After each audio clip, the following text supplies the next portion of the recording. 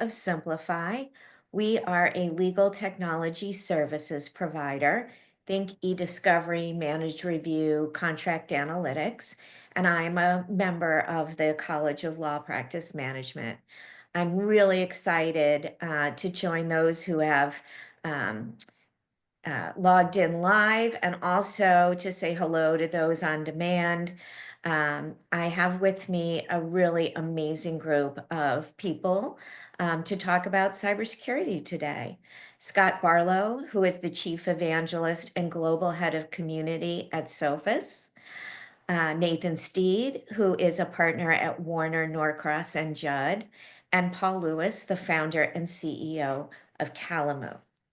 For those who have logged on live, if you'd like to ask any questions, please put those in the chat and I will curate them. And our panelists will be happy to answer them as we go along. I also encourage our panelists to talk amongst themselves. The less I say, the better off we all are. But with that, I will begin. So today we're going to start with Scott. Scott, before you answer the question, please tell us a little bit about yourself and your background. And the first question to you is, what is the cybersecurity challenge for organizations in today's business climate? Thanks, Marla. And it's great to be here. I've actually been in the cybersecurity space for probably 25 years at this stage, mostly dealing, with dealing with all kinds of cybersecurity issues from email to, firewalls, endpoints, and, beyond cloud security as well. And, I think when we look at the cybersecurity challenges, cybersecurity is just so complex and so difficult these days, and it moves so fast that most organizations really can't manage it effectively on their own. The perimeter back in COVID times eroded for a lot of organizations, and we see the consolidation of personal and professional devices. And that actually poses a pretty significant challenge, and it's also driven an increase in cyber attacks. Insider threats are another issue, but the three main challenges that we see is that cyber threats are accelerating in both volume and in sophistication. We've done a lot of studies over the years, and a couple of numbers jump out that there was a 78% increase in the number of organizations that were hit by ransomware last year. And then 57% of organizations report an increase in the number of attacks in general. The second is the tools that we use are, it's getting overwhelmingly complex and costly as well. And we did in the study, it was 46 cybersecurity monitoring tools were in place for a lot of the organizations to manage their cyber issues. And then lastly, the biggest challenge is hiring and retaining cyber security expertise. If you look at the number of unfulfilled cybersecurity jobs worldwide, it grew 350% in the last 5 years. And right now there are over 1 million cybersecurity workers with 750,000 openings. So we look at the cybersecurity, challenge. The threat actors are leveraging all the tools that they have at their disposal, including AI, to compose better emails with proper grammar and proper spelling. And it's becoming much more challenging for organizations at large, but also the individuals that are receiving these phishing attacks and all these threats to identify what is phishing and what isn't phishing. And so it exposes a lot of organizations, and it's become just a massive challenge for, Main Street business all the way up to, the Fortune 100. Thank you, Scott. That's a lot to unpack and a little bit scary. Is there something that you're seeing particularly, in today's world, threats that you're seeing and defending against, from your global security vendor perspective? Yeah, I mean, ransomware, I think, has reached a, homostasis. It's, but it's still the top threat. It's still the number one issue that we see across every single organization and customer globally. We also look at, timelines, right? Normally, when there's a ransomware attack, there'll be a hacker that actually is in your environment. They're living in your environment. We normally call that dwell time. And it's the amount of time that this malicious actor is in your environment looking around to see what they can either encrypt or actually extract out of your environment. And a lot of the, 0 days, we call these 0-day attacks, they don't really exist anymore. And so we did this report on, how hackers are getting into environments. And, there's a couple of really interesting stats on this. And there's three primary ways, right? 36% of all ransomware attacks actually started with what we call an exploited vulnerability. Meaning when you get that little pop-up on your computer and it says, hey, there's a new security update, and you say, I'll just do it later. That creates a level of exposure. The second is, in addition to that, Windows 7. We see Windows 7, as a cybersecurity vendor. And if you don't know who Sophos is, we've been around since 1985. We're well over $1 billion. We've done a lot of acquisitions over the years. We're looking at this and saying, why are you still using Windows 7? It came out in 2016 and it end of life in January of 2020. And so it's a 5-year-old operating system that Microsoft no longer supports. So if that's still connected to the, environment or the network, somebody can get into that machine and then they have access to everything. The second is 29% of ransomware attacks start with compromised credentials. What that means is that in some way, your credentials have been harvested and are available on the dark web. And so I love to say that hackers are adversaries. They're not breaking into your environment. They're logging into your environment. So first is patch your systems, right? Make sure that you're updating every patch for every software application you have. But, secondarily, use multi-factor authentication or two-factor authentication. It's super, super important. And then 18% of these hackers will get in through a malicious email. That is a phishing attack. And so training the end users is super important on how to identify specific threats that are out there in your environment. And Scott, not just email, right? So SMS is really growing now. So be really careful. Don't be careful just with your emails. Watch your text messages as well. Yeah. Thanks for that addition, Paul. Last question for you, Scott, in this segment. So what should organizations be doing to protect themselves? Yeah, I mean, if you think back, several years, the table stake capabilities that any organization should implement from a security standpoint used to be a checkbox. Do you have antivirus? Do you have a firewall? These days, it's so much more complex because the traditional antivirus defenses don't work. And so you need to look at next generation firewalls. If you have intellectual property or confidential information, which everybody on the phone does, I think it's important to look at how do you potentially block artificial intelligence or the ability to upload, confidential information to AI or have a very stringent AI usage policy. Secondly, manage detection and response. This is something that is a requirement these days. It is a 24/7 active threat hunting service that includes the prevention of the threats and then the detection of the threats. And if there ever is an issue, there will be a level of remediation that either the vendor or the partner will actually go out and do for you. And I mentioned phishing simulation, end user training. You get into a lot of the advanced email security capabilities, even SMS and mobile security as this professional and personal device, becomes one again. I think it's important to be able to, make sure that if somebody has access to your email, you have something on your phone that will provide mobile control or mobile security to prevent that exfiltration of data from your device. And then, your mileage is going to vary. If you have assets or computing instances in the public cloud, AWS, Azure, Google Cloud, it's so easy to spin up and spin down these buckets and these, storage units. And a lot of organizations these days are actually looking to go into the public cloud, but they don't know what is up there. They don't know how to secure it, and they don't know what users are doing with it. And so we see that as a threat. And obviously, to implement a cloud detection and response, or there's another term called cloud security posture management, you need to be aware of what is in that public cloud environment so that you can secure it.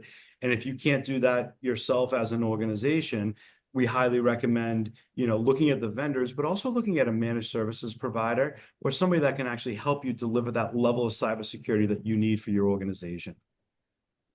Thanks, Scott. With respect to your point about public-private devices, we're seeing that in our forensics group, that there's so many more collections right now from individuals' personal cell phones, even though the discovery requests are for business communications, because everything is so commingled. So Paul, let's move to you. Tell us a little bit about your journey with Calamu and what some of the emerging cybersecurity technologies can do to help us prevent against the risks that Scott points out. Sure, great. So first off, thank you for having me here, Marla. I appreciate it. I've been in cybersecurity for about 30 years, so kind of aging myself here. Back when it was called information security, now it's kind of the same thing, but called cybersecurity. And I was in incident response and data forensics, served many times as an expert witness around technology. Some of your matters, I think, Marla, maybe I was an expert witness for you. True. I've worked with the FBI, the Department of Justice, Homeland Security, and then tons of major corporations, global corporations around the world. So currently, I'm the CEO of this company called Calamu. We're a next generation data security platform. Quite honestly, I got sick and tired of the bad guys always winning, right? So I'm going with my teams around the world to different companies that have been breached, and the bad guys are smart, and just got tired of that and thought that there had to be a different way. So I started this company called Calamu, which is a storage control plane. And what that means is data that is protected by Calamu has the ability to actually absorb a ransomware attack in real time with no downtime and no lost data, which is a really cool new technology. Any data that does happen to be infected automatically self-heals on its own. So there's nothing that the user has to do. Users and applications continue to work even during an attack. And there's no mandatory reporting or notification or disclosure when you're breached if your data is protected by Calamu, because the data just simply doesn't exist for the attacker.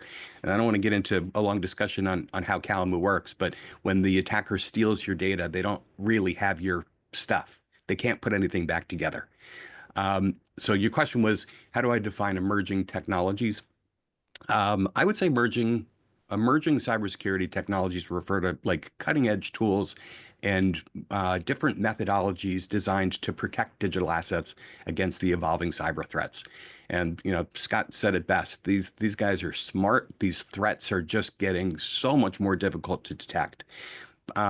So some of these emerging cybersecurity technologies would be things like AI-driven threat detection, which can very rapidly detect when you have a threat. Things like zero trust architectures, which we touched on a little bit.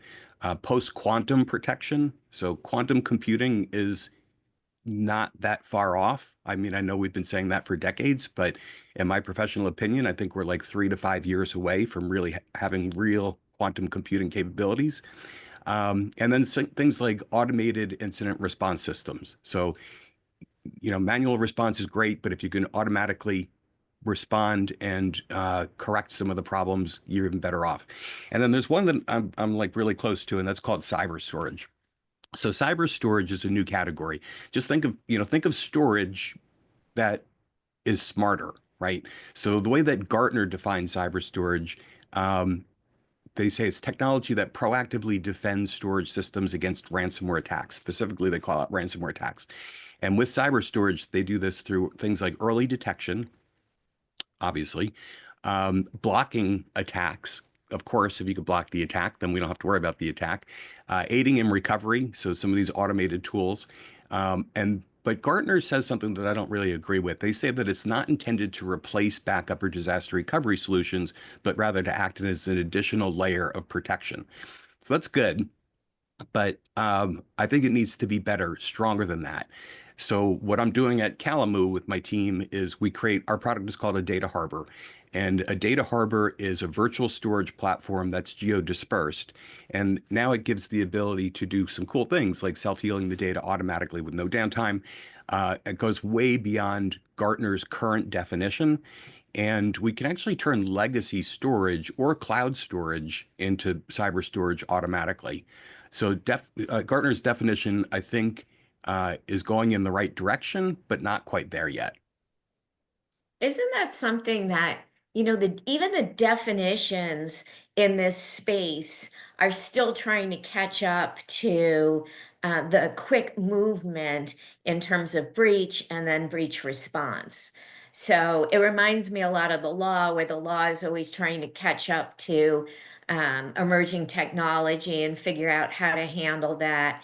Our definitions need to evolve as our technologies are changing, and maybe one thing is slower than the other. So I Yeah, find that, an interesting point. yeah. I mean, even things, the world moves so quickly and the cyber criminals move so quickly, but even things like the NIST cybersecurity framework, which I think we all know is protect, detect, identify, respond, recover in a kind of continuous manner. And now they've added in the framework 2.0, they added govern. But still, these are like, we're not really thinking, the hackers are a lot smarter than that. So we need these frameworks, but they don't really cover everything. And with governance of data, Marla, it's very near and dear to my heart that we kind of got some of these things wrong as a society.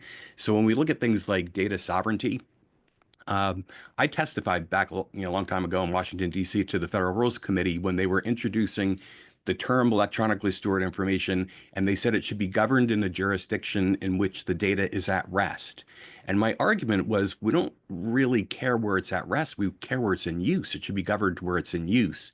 And I lost that argument. So now data is governed in the jurisdiction in which it's at rest, and that creates a problem for multinational corporations because we've got conflicting regulations, and now we have to have separation of data and keep it in country, or it just gets super confusing to remain compliant.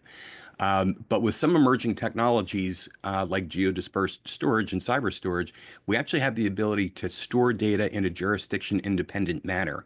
What I mean by that is we break up the data, not just encrypted files, but we break up the data and we disperse it. We fragment it and disperse it across multiple countries so that the data isn't in any country. And I know we've debated this back and forth. Like, you can argue, if you have encrypted fragments in a country, is the data there? And I say, if you don't have all the fragments there, then the data is not there, because it's impossible to put the data back together. So Well, play this on is words. going to lead to a lot of great um, lawsuits and opinions and cases.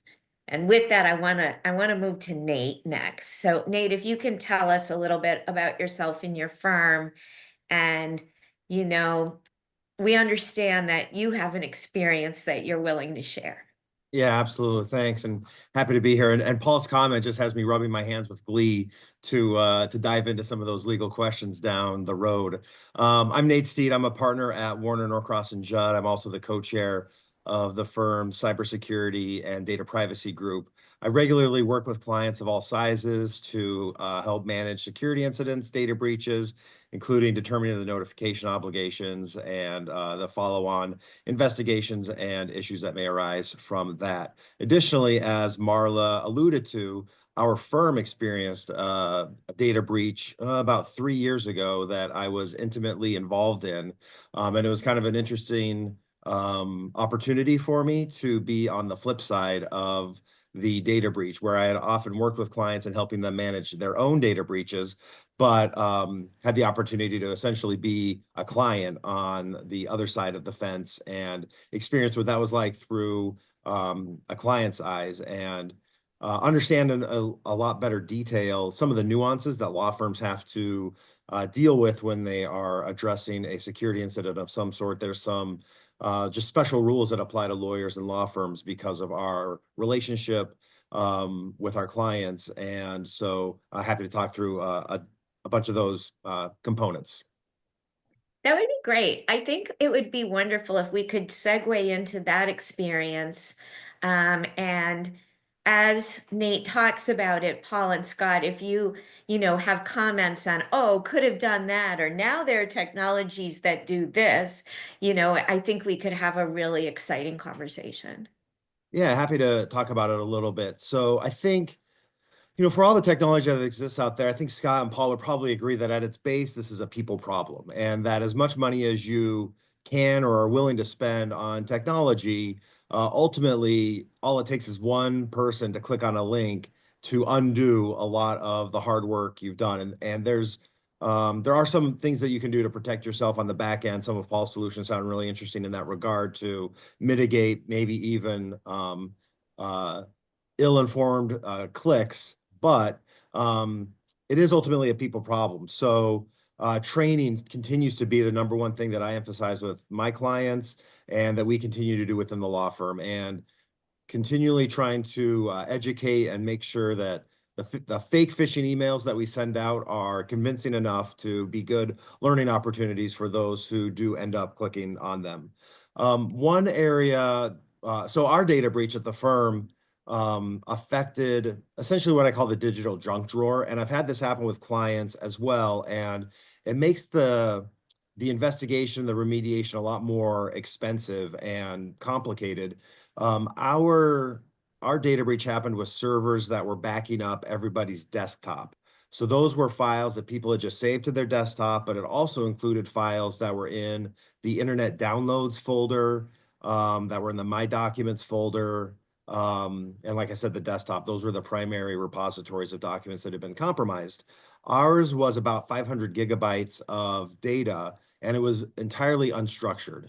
So you can think about just the files that people would download from the internet. It can range from recipes to files downloaded through a client's portal. So a lot of clients send out portals. You've probably done it when you've interacted with a bank or with an insurance company or something like that, where you go to a portal to be secure, but then as soon as you download it, it's just sitting in your downloads folder. And for us, it was sitting in everybody's downloads folder for years.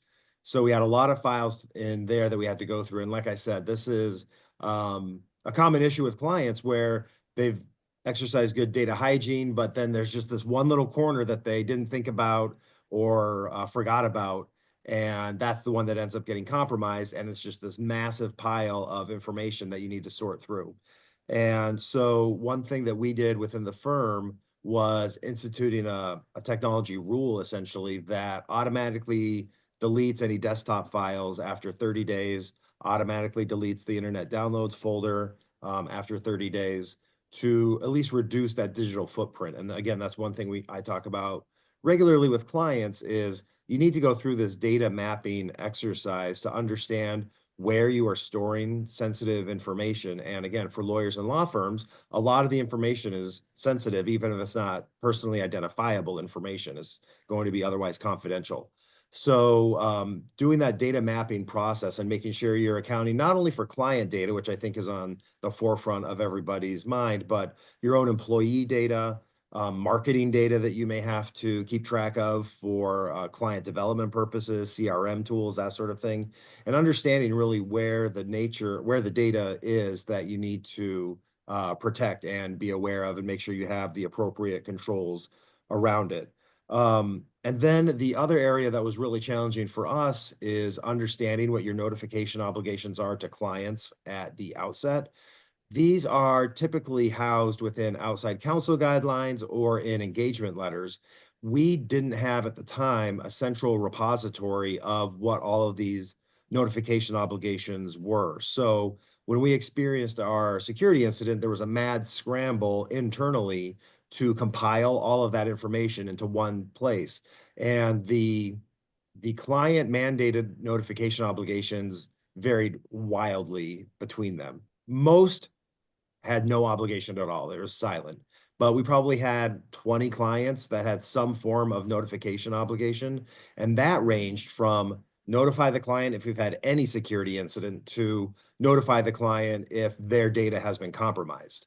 So some clients we had to tell really quickly that we had had something happen, even while we were still trying to get our arms around it. And for those that have dealt with data breaches, you can appreciate that time goes slow when you want it to go fast, and fast when you want it to go slow. And this was one of those times where it was going fast because some of our clients had like a 72-hour notice obligation, and we still didn't even know what was happening 72 hours into it. And then there's all the follow-on questions that can distract you from your main goal of getting back up and running. So compiling that information and having a really good handle on what those notification obligations are. If you've got a lot of clients, I would recommend going through your top 10, 20, 30, something like that, and figuring out what those obligations are potentially, so that you can act fast when you need to. Yeah, Nate, you know, can I just add a non-lawyer perspective on Yeah, this? absolutely. That has been doing this for a long time. The notifications are a waste of time and money. I think they're a waste of time and money. The horse is out of the barn at that point, right? I mean, the consumer's data is already leaked, and if it's a credential harvest, and they're using those credentials immediately to try to log into every bank in the world automatically. So I understand we have to do these notifications. I just think that it is a big headache that companies have to go through that doesn't really provide any benefit, not from my perspective. Yeah, I well, agree. I will Go say ahead, Marla. that it is sort of difficult when you have an entire database or store of contracts and you don't have the same clauses. Because in our business, we have a contracts analytics side where we build AI models to find particular answers to questions in a short period of time in these kinds of situations. And one of our prime use cases is in data breach, because people don't really have those systems where they can answer that question right away. Yeah, and the problem when you, and I tell my clients this all the time, not really the problem, the challenge is when you have these notification obligations, there is an immediately like side churn around all of that just occupies so much energy while you're just trying to get back up and running or figure out what even happened. Because inevitably the first question when you tell somebody, hey, we had a data breach, is, well, what happened? Did my data get in there? Like, what if my data was compromised? And you have to oftentimes answer with a big fat, I don't know right now. I'll get back to you when I do. And then you now start accumulating a list of people you're going to have to get back to. So there's just a lot of churn that happens when those notification obligations are triggered. And so for the lawyers and law firms on the call, I understand we have to be really compliant to what our clients want us to do. And we have a tendency to just agree oftentimes haphazardly to whatever a client is imposing on us. But you really want to think critically about what this means in practice. At a minimum, I would scale it down to say, we will notify you when we've confirmed your data was compromised, sort of thing, as opposed to we tell you when something happens. And again, clients like talk to each other. Nobody exists in a silo. They're on boards together, and they're at the country club together. And if you're telling one client, hey, we had a data breach, they're going to tell their other friends like, hey, did you hear these guys had a data breach? And then they didn't hear. So then they're upset that they didn't get the notice, and it just can spin out of control really fast. So but a better way to look at this, I don't want to spend too much time on notifications, but instead of notifying your client that you were breached, I think there should be a mandate where you need to notify the world how you were breached, right? So that people can learn from this. We're starting to see this, I think, in banking and finance, right? So there is some cooperation, but everybody's embarrassed when they're breached, so they don't really want to talk about it at all. The law makes them send out a letter and give 12 months of credit monitoring or whatever. That's a big waste of time too. But we should be sharing the information, how the breach occurred. And if everybody understands that and we have a database of that information, people can fill gaps.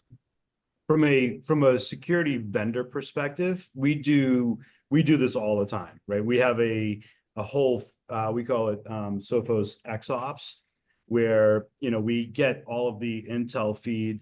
We probably look at about 600,000 customers. We know how every single, we call it day zero, but it could be just a tweak, and how a lot of these organizations are getting breached. And, we did that survey. It was across 500 or 600 people or companies that got breached. And, it's all because of, unpatched machines and phishing and logging in. Nate, I had a question for you though. I mean, at the time, you probably didn't do any tabletop exercises. Have you done any tabletop exercises since? Yeah, we've done several since then. We do about a tabletop a year at this point. Now that's in addition to separate like pen testing that we have outside parties do, but we just did a tabletop 6 weeks ago. Yeah, and I think so. I mean, for anybody that doesn't know what a tabletop exercise is, it really addresses 4 components: preparedness, insurance, legal, and then capabilities. And it actually forces you to pull all of this information in together.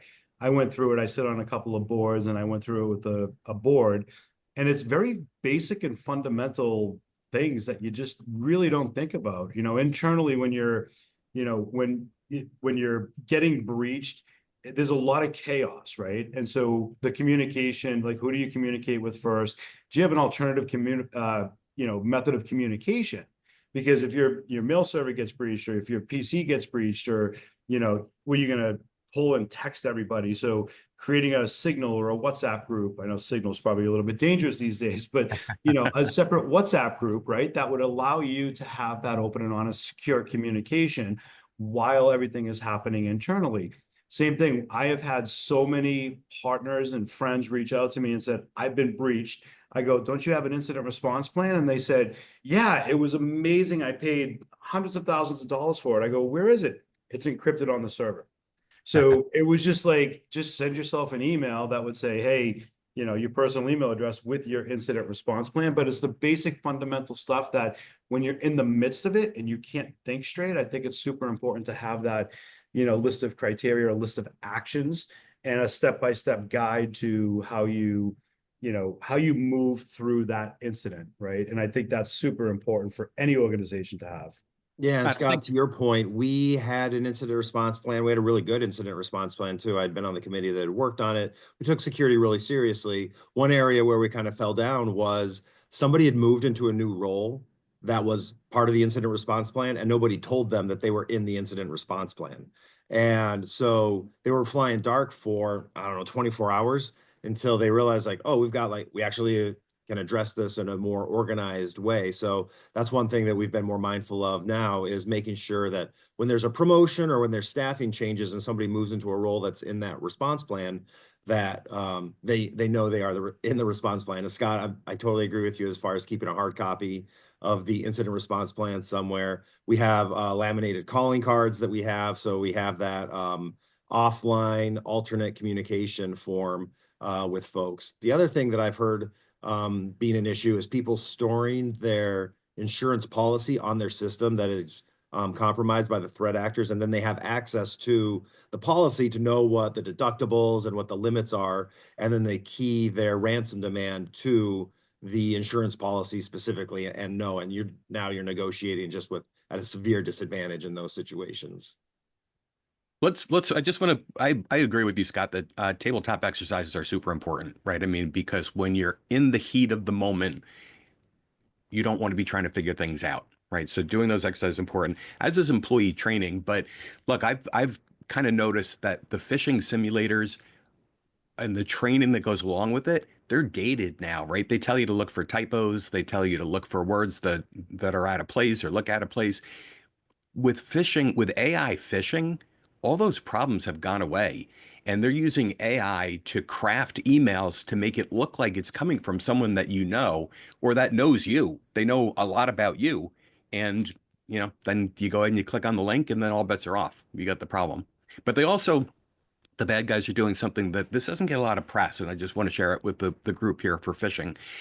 We all get a lot of emails. We all get a lot of newsletters. What the bad guys are doing now is they're tainting the unsubscribe link in fake newsletters, and they spam you this newsletter every day until you click on the unsubscribe link, which is the malware. We So do that. yeah, so don't click on the unsubscribe link. Never It's do that. it goes way, way beyond that. And like, I could probably scare the crap out of everybody on this call, but there's a new thing called quishing, right? Where it's a QR code. And, you know, a lot of these, I mean, we do phishing simulation and all of that stuff, and we keep it up to date as best we can. You know, LinkedIn is a great example, you know, to test. And it's really just about the techniques that you would use to identify a phishing attack, where you mouse over the URL, see if it's pointing to LinkedIn or if it's pointing to something else. But it is, I mean, ransomware as a service is getting out of control. You have quishing with the QR codes. There are organizations that will go and drop a USB key or a USB drive outside of your office. Most people will pick it up and be like, oh, I want to see what's on it. And then, you know, you're compromised. So it goes way beyond that. Living off the land, man in the middle attacks where it's not a secure, you know, site, and you need to make sure it has the lock and HTTPS. It's actually quite easy if you're not prepared, or if you don't have a lot of these, you know, defense in depth layers to protect an organization. There's, you know, you bring up the QR code, the tainted QR code. This is a really big growing problem. There was just a case, I'm not going to name the establishment, but it was a restaurant, a small restaurant. You wouldn't have heard of it anyway, but somebody physically went to the restaurant with QR code stickers and put it on where the menu, you know, the menu on the table. And what it did is it gave access to the person's iPhone. They think they're clicking on the menu, and you just gave the bad guy access to your iPhone. So they're really sophisticated. So I'm It's glad you funny brought that one because up. the more we seek convenience, the more at risk we are. And especially as you see a lot of the, you know, the Gen Zers. I brought a group of Gen Zers into a board meeting so that they could present to talk about what does the next generation look like, and what do they care about, and how do you speak and present and sell that next generation. And it was, I mean, as a security guy, I mean, they're like, I don't care about my social security number. I don't care if my identity gets stolen. It's going to get stolen anyways. What are they going to do with it? And I think that mentality is going to be super dangerous as we move forward if that doesn't change. But I think they're, on the one hand, they're right, because like with the Equifax breach, I mean, everybody's social security number, all of our information is out on the dark web. Um, it's already there. The reason we don't feel the pain from it yet is because there's tons and tons of people, millions of people that have been compromised, and you have to go through them one at a time to try to exploit them. Yeah. But And that's where two-factor authentication comes in. But, you know, Paul, I don't know if Instagram eats first with you, but that was the other thing that they said, is that Instagram eats first before they touch any bit of food. And I just, you know, forget about the security side, just a little bit of a personality. yeah, it is the younger generation is a problem because they grew up with cell phones in their pocket when they're 10 years old, and everything is online, and their location, you know, they're constantly putting their location online in real time. So it brings up some physical challenges as well. Well, now I'm kind of sorry that I set up this whole webinar because you scared me, and I wish I didn't know half of this. I'm never going to be able to use a menu again. Well, just delete everything in your downloads folder. I mean, we talked about that earlier. That is just a treasure trove of information. It's the first place the hackers go. All right, well, next time you'll have to show me how to do that. Okay. Let's talk a little bit about insurance, because more and more it's lawyers and general counsel are talking about how difficult it is to get cyber insurance, how difficult it is to work with cyber insurance companies and to get this protection. So let's talk a little bit about that. How does cyber insurance play a role, and how can you achieve that that policy? I mean, I can start. I think that, you know, cyber insurance, it's important, obviously, to help cover the cost of remediation and recovery. Oftentimes it's purely financial. However, the questionnaire that they have is quite daunting, but it does require that, or it does provide that, you know, fundamentals, I guess it would be table stakes capabilities that you need to have in place, right? Things like managed detection and response. You'll hear MDR over and over again in the insurance world these days. Same thing with multi-factor or two-factor authentication. You're required to patch your systems, right? So everything that we found in our survey is, stuff that is directly required by insurance. And I think the questionnaire is a good playbook for what is minimum viable solutions. One thing that we have done as a security vendor is we've partnered with a variety of different insurance providers. Some we're on a panel for, some we are not. But what we've done is we've provided, whether you're an SMB, mid-market, or an enterprise, oftentimes if you're using, like from a vendor standpoint, is one of our value propositions where we say, hey, if you're using these tools from, Sophos, you're going to get a reduction in your insurance, which often pays for the tools themselves. And the insurance questionnaire becomes significantly less, right? I'm not trying to sell our stuff. I'm saying that work with your vendor as a end customer and ask that vendor if they have a partnership with an insurance provider where you could get a discount on cybersecurity insurance because you're using these more advanced, next generation managed detection and response or next gen firewall tools. The other thing that we have done is, and a lot of vendors are starting to do this, is to put your money where your mouth is, right? So we have our own policy where it's a Sophos breach warranty protection, and we'll pay $1 million, up to $1 million, 1,000 per machine, I think, up to $1 million if anything ever does happen. But everything needs to be properly configured. That is the most important thing with both insurance and a lot of these warranties, is if you have a Windows 7 machine, it just completely negates all of the insurance and all of the warranties that are out there. So I would look at cyber insurance, obviously, to help pay for the cost of the remediation and the recovery. But I think it's more important to, look at what is going on within your internal environment, within your cloud environment, within the mobile environment, and make sure it's secure with a lot of, the defense and depth capabilities that are out there today. Good luck. So cyber insurance is important. I don't want anybody to misconstrue what I'm about to say as saying they don't need cyber insurance, because you need cyber insurance. But prior to starting Calamu, I was routinely hired by cyber insurance companies to investigate a matter using data forensics to investigate a matter so that they could find a way not to pay the claim.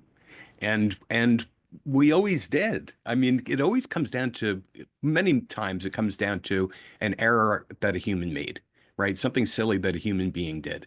And then that claim is going to be denied.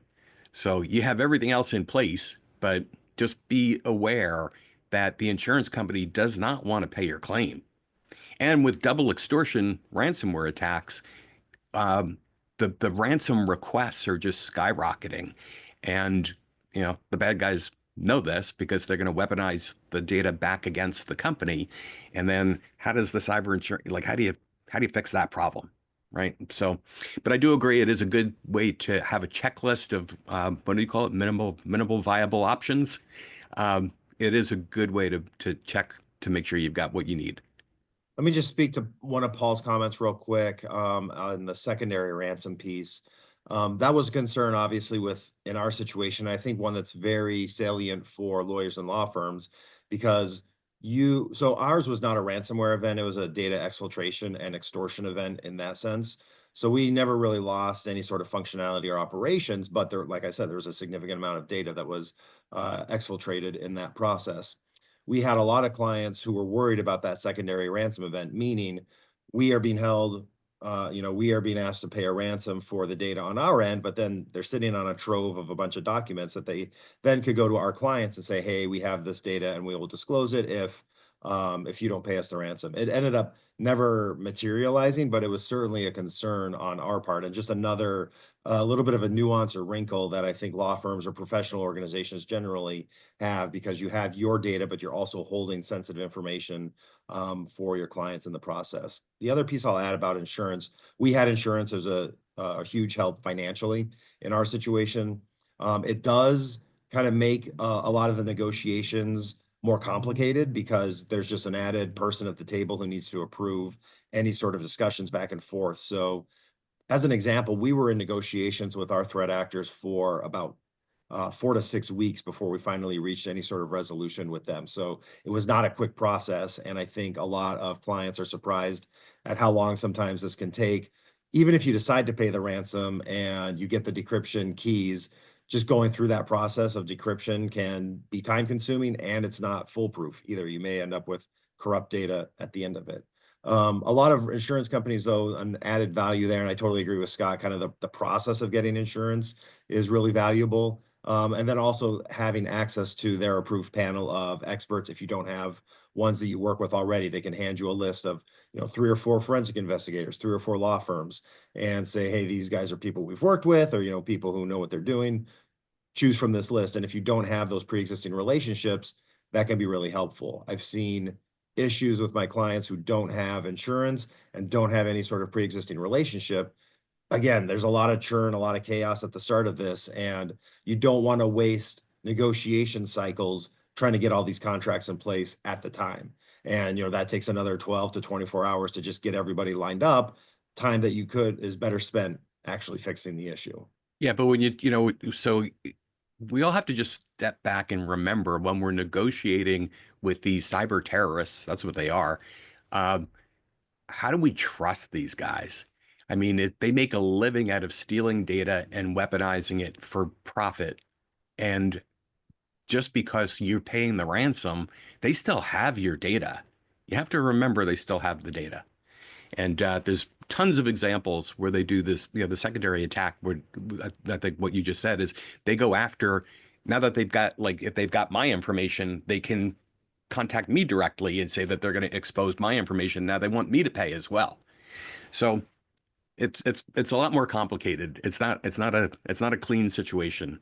Nope. Just quickly, I wanted you to touch on, Nate, what firms should be doing to do due diligence on their third-party vendors, because we see a lot of discussion about risk coming from that third party into an organization. Yeah, and I think it's a concern that my clients have also, that more and more we are offloading our data to third parties to take care of it, but that doesn't decrease the liability. And in fact, liability through, legal channels, laws or cases is increasing, but you have less control over that data. So it really becomes this area where you're getting pinched in the middle. And so I advise for law firms, lawyers, do the same thing that I tell clients to do, is you want to go through those questionnaires with your vendors in the same way that you are getting them from your clients. I understand that the negotiation power may be different when you are working with like a third party vendor, and you're not going to get much movement from like Amazon or Google or Microsoft, but some of those next tier down, you may be able to get a little bit of movement around things like notification, like when the data that you are providing them, which is either yours or your client's data, when there's an issue, you want to be notified within X amount of time and work around that notification obligation. If you can address the cost associated with data breaches, that is one that I advise to look at as well. But only sending out the minimum amount of data that you need to. And again, sometimes you're sending out a lot of data because they're your document management company or your payroll company. And so there's just going to be sensitive data and there's no way around it. But really think critically about the nature of the data that you're sending an organization. Think about things that you can do internally to minimize the exposure there, and then negotiate favorable terms to the extent that you can with those third parties who have access or control over your data. But even the big guys, like this is a different situation, but even Amazon, the Capital One breach happened at Amazon on AWS, and it was an AWS engineer that actually was a bad actor and bad insider threat within Amazon, not Capital One.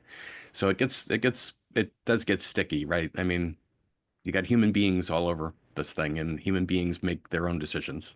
Yeah, absolutely.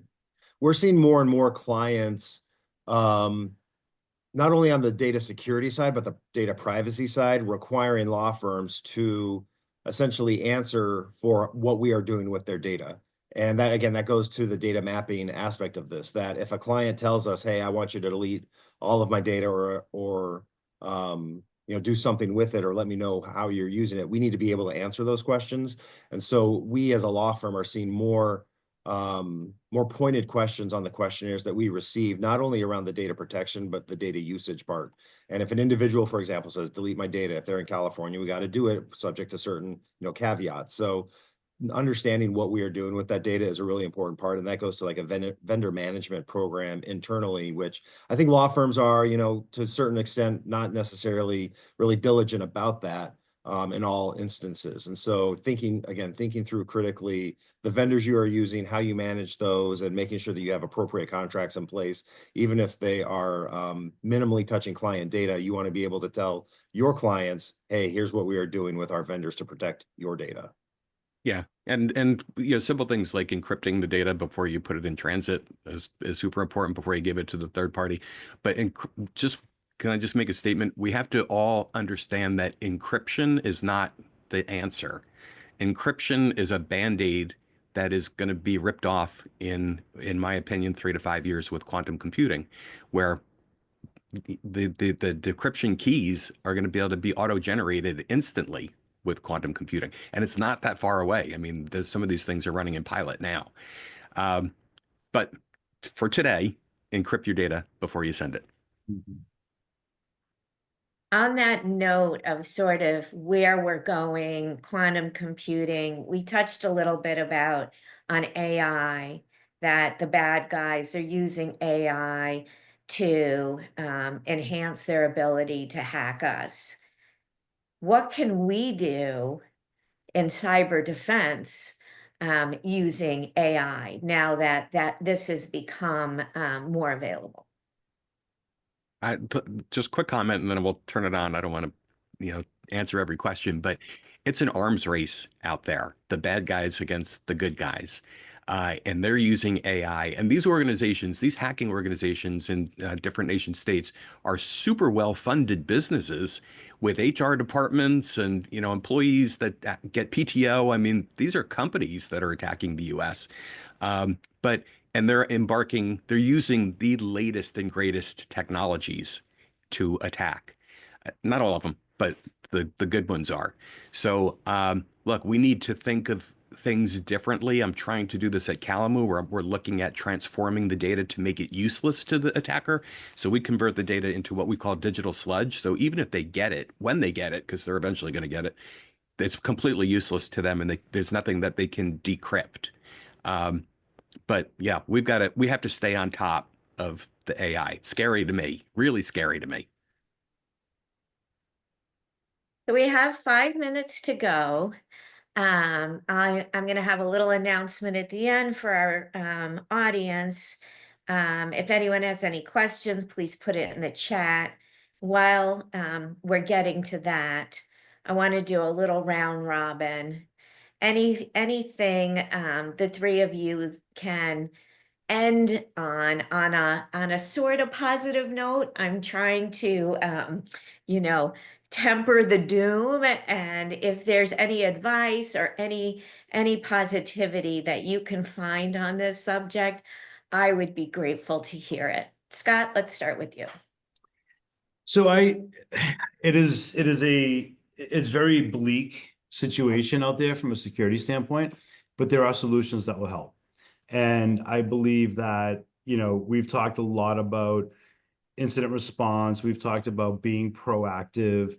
I think when you are looking at, defending against a lot of the cyber, threats that are out there, there is defense in depth, but there's also hands-on keyboard that can help you.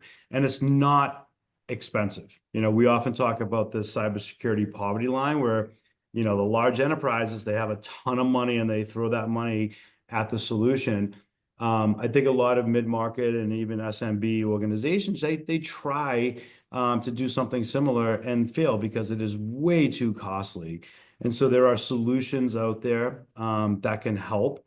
And there are companies that spend their livelihoods and people that spend their livelihoods, defending against these hackers and these malware writers, right? And I think when you look at it, there are solutions that can help you. And make sure you're researching them. Make sure, we talked a lot about supply chain attacks as well. Make sure it's, security first, right? I think a lot of organizations take security and step back because it's not important. But if your reputation, is at risk every single day, security should be your top priority. And there are solutions to help. Thanks, Scott. Nate? Yeah, some practical tips. I mean, we touched on this a little bit. Make sure you have that incident response plan. Make sure you have a hard copy of it. Make sure you have alternate means of communication with those who are involved in your incident response plan. I would say audit your top 10, 15, 20 client relationships. See what your engagement letter says. See if there's any outside counsel guidelines that would apply, just so that you can be a little bit proactive and ahead of the game if you do have an issue, to understand what your notification obligations are, because those can really come into play and be a source of stress at the time something happens. But understanding those ahead of time will give you some comfort. And then understanding what your kind of standard engagement letter says, if anything, around security incident notification. Thank you. Paul, bring us home with some positivity. This is a hard subject to be positive about because there are a lot of problems. But I could say, on a positive note, to go out on a positive note, we are in much better shape now than we were just a few years ago. As far as security awareness and how employees are thinking about the data, I mean, just a few years ago, companies didn't really take security. I don't want to say all companies, but a lot of companies didn't take it seriously. And the other thing is, small businesses are actually a bigger target for the hackers than large businesses. There's way more breaches with small companies than there are in large companies. We just read about the large ones, right? They're the ones that make the news because they're publicly traded companies. So if you're a small company, like Scott said, there are solutions available. You got to put somebody on it and let them research the solutions and then put some of these solutions in place. But on a high note, we're better off than we were not too long ago. Thank you. I'm going to take that and run with it. So thanks to those who joined us on the Zoom. Thank you to those who are watching on demand. I am sure that all of us are happy to answer any questions in the future that you may have. Please answer the 2 quick survey questions before you leave. Would very much appreciate that. And our next Futures Forum webinar will be on June 18th at 11 a.m. Central Time. The topic will be the new strategic imperative, leadership culture, and professional development. My sincere thanks to this amazing group of panelists, Nate, Scott, and Paul. Thank you so much for your wisdom, and I'll keep my fingers crossed. Great. Thank you. Thanks, everybody. Thank you. Thank you.